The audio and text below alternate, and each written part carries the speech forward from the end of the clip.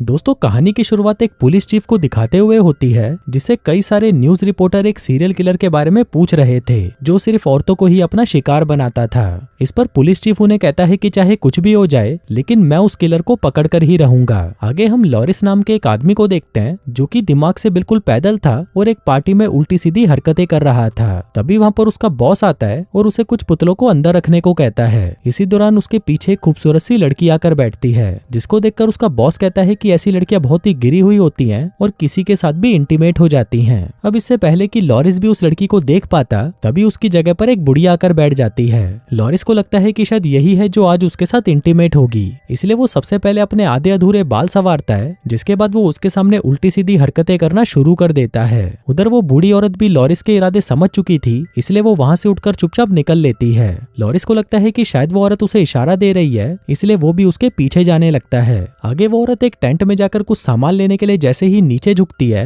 तभी मौका देखकर लॉरिस भी टेंट के अंदर चला जाता है और उस बुढ़िया के साथ छेड़छाड़ करने लगता है। तभी बुढ़िया जोर से चिल्लाने लगती है और लॉरिस डर के मारे बाहर भाग जाता है। आगे लॉरिस पार्किंग लॉट में पहुंचता है, जहां पर उसके बॉस ने कुछ पुतलों को गाड़ी में रखने को कहा था। अब वो अपना काम कर ही रहा था कि तभी वहां पर वो बुढ़िया भी पहुंच जाती है। तभी लॉरिस गलती से उस गाड़ी में से एक चैनसो निकालता है और उसे चालू कर देता है। अब ये देखकर वो बुढ़िया डर जाती है, क्योंकि उसे लग रहा था कि लॉरिस उसे चैनसो से मारने वाला है। वो वहां से भागकर सीधा पुलिस स्टेशन जाती है और वहां पर लॉरिस की कंप्लेंट करने लगती है। वहीं वो पुलिस वाले भी उस बुढ़िया के बताए अनुसार लॉरिस का एक स्केच तैयार कर लेते हैं। अब वो बुढ़िया जिस तरह से लॉरिस के बारे में पुलिस को बता रही थी, उससे पुलिस वालों को लगता है कि लॉरिस ही वो खूंखार कातिल हो सकता है जो मासूम लड़कियों का बेरहमी से कत्ल कर रहा है, लेकिन उनके पास अभी तक उसे पकड़ने का कोई ठोस सबूत नहीं था। उधर दूसरी तरफ हम लॉरिस को उसकी एक सोसाइटी की मीटिंग में देखते हैं। वहीं सोसाइटी का केयर टेकर सभी से कहता है कि मैं एक बहुत ही अच्छा आदमी हूँ और मेरे से अच्छा इस सोसाइटी की देखभाल कोई नहीं कर सकता, इसलिए प्लीज आप मुझे ही वोट देकर इस सोसाइटी का प्रेसिडेंट बनाओ। लेकिन तभी लॉरिस अपना हाथ खड़ा करता है और सभी के सामने जाकर कहता है कि दोस्तों, मेरी किस्मत बहुत ही ज्यादा खराब है। मैं पता नहीं क्यों उस जगह पर अपने आप पहुंच जाता हूँ जहाँ पर कुछ बुरा होने वाला होता है। इसी के चलते कई बार मुझे कुत्तों की तरह मार भी पड़ी है, लेकिन मैं ये तो यकीन से कह सकता हूँ कि मैं इस केयर टेकर से ज्यादा अच्छा उम्मीदवार हूँ, इसलिए प्लीज आप मुझे ही वोट देकर इस सोसाइटी का प्रेसिडेंट बनाना।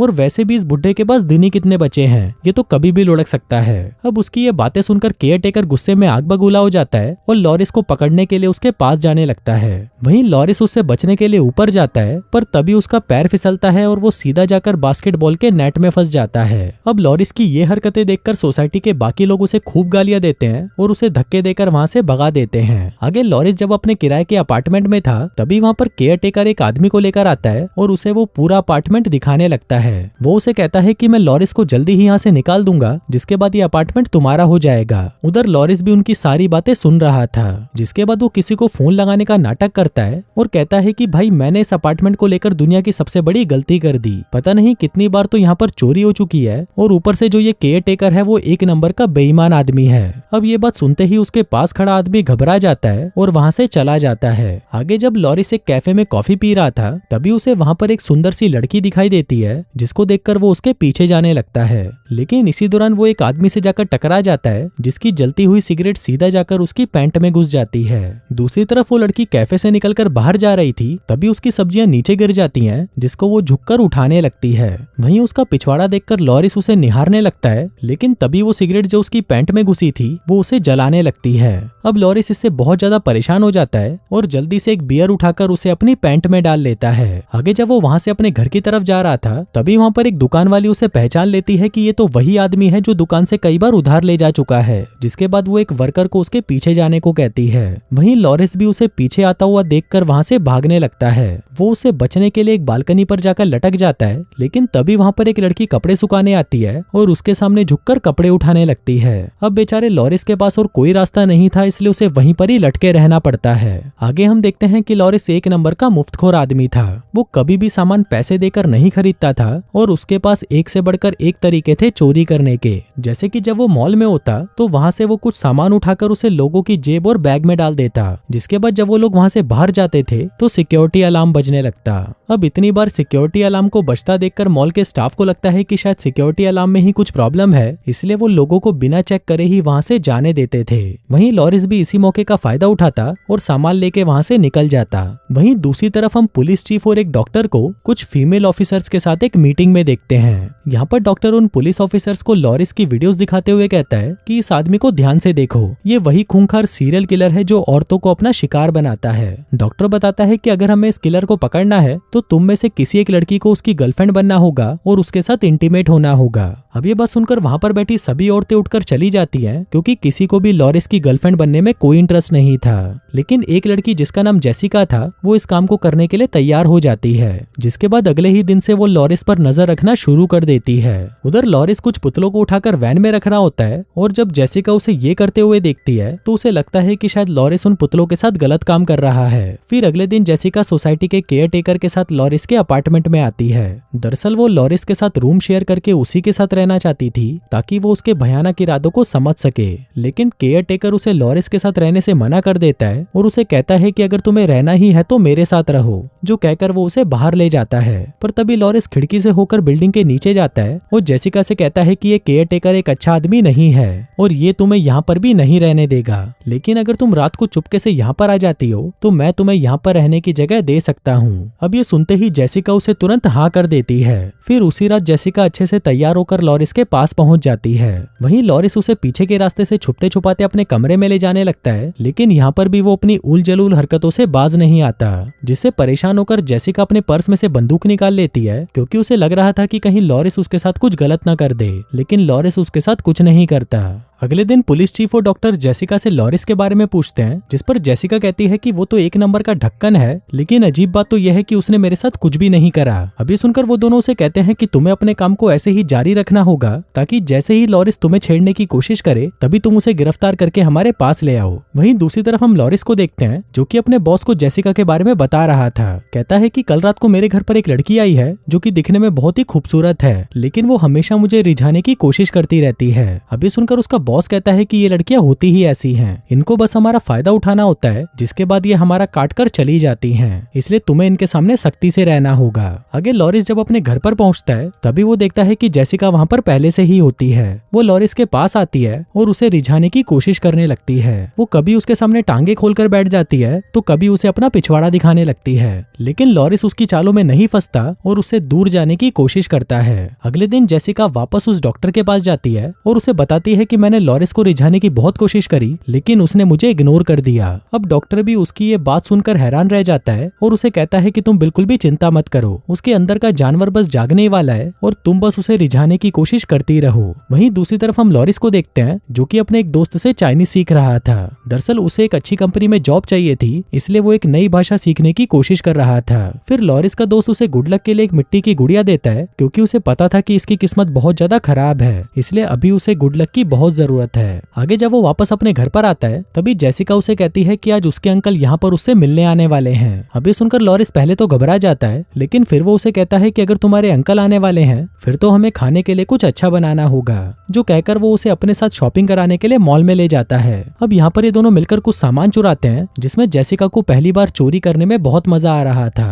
अब लॉरिस के साथ इतना समय बिताने के बाद जेसिका भी समझ जाती है कि लॉरिस कोई सीरियल किलर नहीं है। वहीं शाम होते ही डॉक्टर अपनी गर्लफ्रेंड को लेकर लॉरिस के घर पर पहुंच जाता है। यहाँ पर उसकी गर्लफ्रेंड डरी हुई थी, क्योंकि उसे पता था कि लॉरिस सिर्फ लड़कियों को ही मारता था। फिर घर के अंदर जाकर डॉक्टर जेसिका को लॉरिस को पकड़ने का प्लान बताने लगता है और तब तक डॉक्टर की गर्लफ्रेंड वहाँ पर वॉशरूम ढूंढने लगती है। लेकिन तभी अचानक पता नहीं कहां से लॉरिस हाथों में चाकू लेकर उसके ऊपर गिर जाता है, जिसको देखकर वो घबरा जाती है और वहीं पर बेहोश हो जाती है। तभी वहाँ पर डॉक्टर भी पहुंच जाता है और वो लॉरिस का चेकअप करने के लिए उसे अपने साथ रूम में ले जाता है। आगे वो उसके पूरे शरीर में तारे लगाकर उसकी जांच करने लगता है। उधर लॉरिस को कुछ भी समझ नहीं आ रहा था कि आखिर जेसिका के अंकल उसके साथ ये क्या कर रहे हैं। इसी दौरान वहाँ पर जेसिका भी पहुंच जाती है और लॉरिस पर इतना अत्याचार होता देखकर वो डॉक्टर को ये सब करने से रोक देती है। उधर डॉक्टर की गर्लफ्रेंड जब घर से निकल रही थी तभी अचानक वो एक खिड़की में जाकर फंस जाती है, लेकिन तभी वहाँ पर लॉरिस भी पहुंच जाता है और वो उसे वहाँ से निकालने की कोशिश करने लगता है। तभी उस औरत को लगता है कि शायद लॉरिस उसके साथ कुछ गलत करना चाहता है, इसलिए वो सीढ़ियों से गिरते पड़ते वहाँ से बाहर भाग जाती है। फिर अगले दिन लॉरिस एक कंपनी में जॉब इंटरव्यू देने जाता है, जहाँ पर वो देखता है कि बहुत सारे चाइनीज लोग उसका इंटरव्यू लेने के लिए वहाँ पर बैठे होते हैं। आगे वो लोग उसे चाइनीज में कुछ पूछने लगते हैं, लेकिन लॉरिस को अभी तक चाइनीज में सिर्फ थैंक यू बोलना ही आया था, इसलिए वो उनके सवालों के जवाब नहीं दे पाता, जिससे होता यह है कि उसे इंटरव्यू से धक्के देकर निकाल दिया जाता है। आगे लॉरिस घर पर आकर फिर से अपने लिए अखबारों में नौकरी ढूंढने लगता है।